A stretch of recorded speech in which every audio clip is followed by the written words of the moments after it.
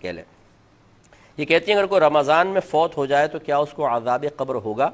دیکھیں حدیثیں یہی کہتی ہیں کہ جو رمضان میں فوت ہوا اس پر سے عذاب ہٹا لیا جاتا ہے، عذاب قبر اسے نہیں ہوگا۔ اب بعض اوقات ایسا ہوتا ہے کہ کوئی بہت زیادہ گنہگار ہیں معروف، وہ رمضان میں فوت ہو جائے تو ہمارے لوگ وہی بات کہ وہ سمجھتے ہیں کہ شاید اس کی کثرت سے گناہ کی وجہ سے، اعلانیہ گناہ کی وجہ سے اللہ تعالیٰ پر یہ ایک ایسا اثر مرتب کر چکا ہے کہ اللہ اس سے ناراض ہو چکا ہے اور اب اس کی بخشش مغفرت ہو نہیں سکتی۔ اب جب اس قسم کی حدیثیں ذکر کی جاتی ہیں جی رمضان میں اگر کوئی فوت ہو جائے عذاب قبر نہیں ہوگا، بولتے ہیں کہ یہ کیا بات ہوئی، ساری زندگی گناہ کر رہا ہے پھر بھی کچھ نہیں ہوگا، تو بھی آپ کون ہوتے ہیں؟ آپ کی جیب سے کوئی پیسے نکال رہا ہے وہ،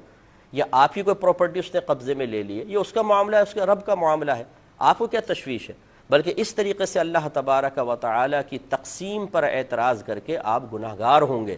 آپ نے نیک عمل کر کے کون سا کمال کر لیا ہے؟ یہ آپ کا کمال نہیں، یہ اللہ تبارک و تعالیٰ کا کرم ہے کہ اس نے آپ کو بے شمار گناہوں سے بچایا ہوا ہے، تو یہ ہمارا کوئی کمال نہیں ہے۔ اس طرح اس شخص نے اگر گناہ کیے ہیں تو اللہ تبارک و تعالیٰ نے اپنے عدل سے اسے نفس و شیطان کے حوالے کر دیا اور لڑنے کا موقع فراہم دیا، وہ شکست کھا گیا، اور آپ کو اللہ نے اپنے فضل سے نفس و شیطان کو مغلوب کر کے عبادات کی توفیق عطا فرمائی۔ دونوں جگہ، ایک جگہ عدل ہے ایک جگہ فضل ہے، لہٰذا ہمارا کوئی کمال نہیں ہے۔ اس لیے کسی شخص کے بارے میں آپ یہ گمان نہیں کر سکتے ہیں کہ یہ ضرور جہنم میں جائے گا، اور اگر کوئی کہے کہ نہیں حدیث کے مطابق اس کی بخشش ہو جائے گی تو آپ اعتراض کرنا شروع کر دیں کہ بھئی کیوں بخشش ہو جائے گی؟ بھئی آپ کون ہوتے ہیں کیوں کہنے والے؟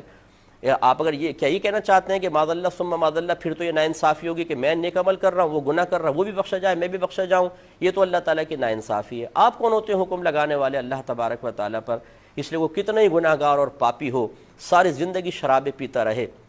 ساری زندگی زنا کرتا رہے، اللہ تعالیٰ اس کے بندے کا معاملہ ہے۔ ہو سکتا ہے وہ شخص ایسی توبہ، موت سے پہلے ایسی توبہ کر چکا ہو کہ اللہ تعالیٰ اس کی سارے گناہ بخش دے، بغیر توبہ کے بھی مر گیا لیکن اللہ تبارک و تعالیٰ نے اس کو رمضان میں موت دے دی، اور کسی نے اس کے لیے دعا کر دی، اللہ تعالیٰ اس کے وسیلے سے بھی اس کو بخش سکتا ہے۔ میرے آقا صلی اللہ علیہ وسلم نے ارشاد فرمایا کہ میری امت گناہوں سمیت قبر میں جائے گی اور مغفرت شدہ اٹھے گی، اور اس کی وجہ بیان فرمائی لوگوں کی دعائیں مغفرت کی بنا پر۔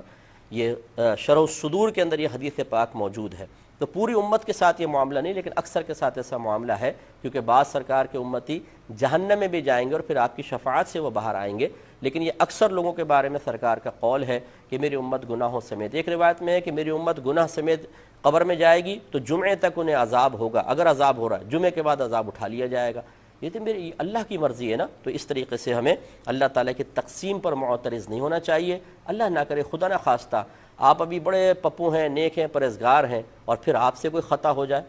تو اب آپ اپنے بارے میں کیا کہیں گے کہ ضرور آپ کی گرفت ہونی چاہیے، ضرور آپ کو رسوا ہونا چاہیے، ضرور بری موت آنی چاہیے، ضرور عذاب قبر ہونا چاہیے، ضرور میدان معشر میں آپ کو ذلیل کیا جانا چاہیے؟ نہیں، اپنے بارے میں کیا گمان کریں گے؟ اللہ تعالیٰ بخش دے تو اس کی مہربانی ہے، تو بس یہ دوسرے کے بارے میں رکھیں، وہ ہمارا مسلمان بھائی ہے یا بہن ہے، اگر ساری زندگی گناہ بھی کرتے رہے اس نے ہمارا تو کچھ نہیں بگاڑا، نہ اللہ کا اس نے بگاڑا ہے، ہاں اپنا بگاڑا ہے، اب اللہ کی مرضی ہے چاہے تو بخش دے۔ اس طرح کسی کو مایوس کرنے کی حاجت نہیں ہوتی ہے، نہ اس طرح کی سوچ بنا